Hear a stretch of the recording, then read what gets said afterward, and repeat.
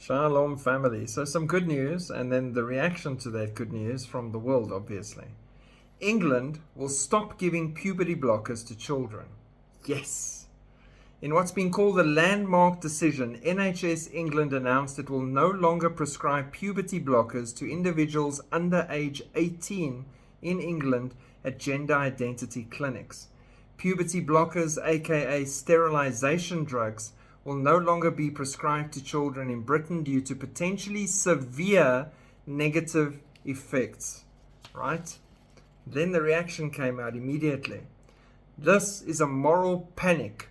Trans activists furious that Britain's far-right NHS banned puberty blockers for kids. As one might expect, transgender activists were furious at the decision, with the advocacy group Stonewall stating all trans young people deserve access to high-quality, timely healthcare. Yeah, like mutual assistance in dying when everything else goes wrong. The group went on to falsely claim that puberty blockers are reversible. No, they're not.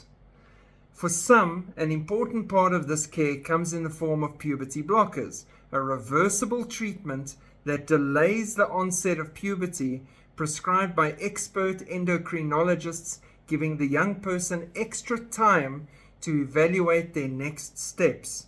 We are concerned that NHS England will be putting new prescriptions on hold until a research protocol is up and running at the end of 2024. So now you're upset that they want to research this and get into it deeper before they just push it on children. That shows you how evil the agenda is. And I, for one, am glad that they're stopping the whole practice of giving puberty blockers to children, even though the left is completely losing their minds. And that's fine, all right, because their minds were lost a while ago. God bless, pray for the children, and keep looking up. Shalom.